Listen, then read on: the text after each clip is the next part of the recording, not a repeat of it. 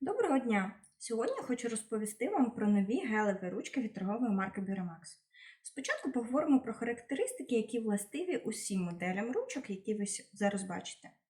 Всі вони мають гелеві чорнила, товщина лінії письма у всіх них 0,5 мм та упаковані в картонні коробки по 12 штук. У кожній моделі є ручки з чорнилами синього та чорного кольору. Письмо новими ручками дуже плавне, насичене та м'яке. Тепер давайте докладніше розглянемо кожну модель. Модель Focus. Корпус ручки має покриття Rubber Touch. Rubber Touch – це гумове оксамитове на дотик покриття, яке забезпечує дуже приємні тактильні відчуття під час письма. Ще одною вагомою перевагою покриття Rubber Touch є максимальна зручність під час використання. Таке покриття запобігає вислизанню ручки з рук. Стрижень ручки змінний. Він має довжину 129 мм.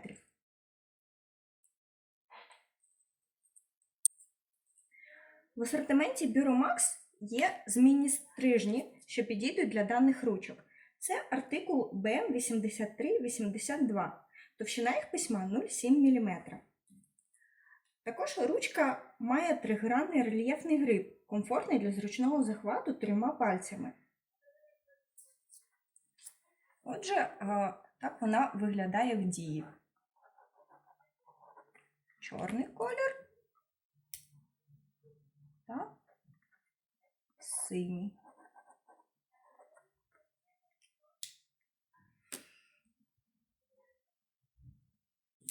Модель Goal. Тригранний корпус ручки виготовлений з прозорого пластику. Змінний стрижень має довжину 129 мм та тоненький голчастий наконечник.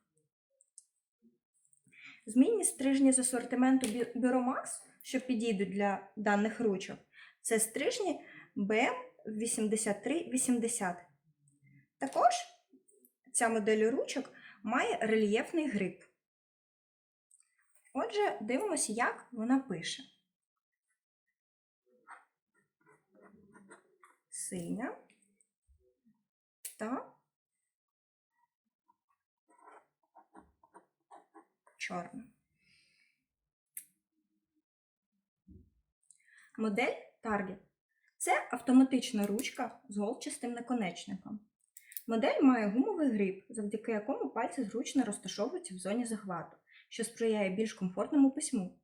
Також гумовий гриб запобігає появі мозолів на пальцях при активному використанні, наприклад, у школі чи університеті.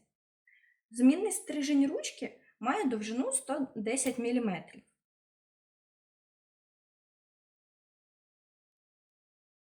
А тепер для прикладу напишемо.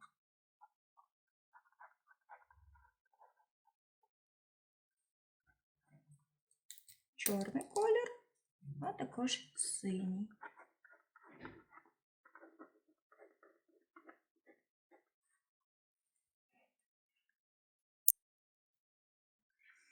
Отже, приємного вам використання. Дякую за увагу!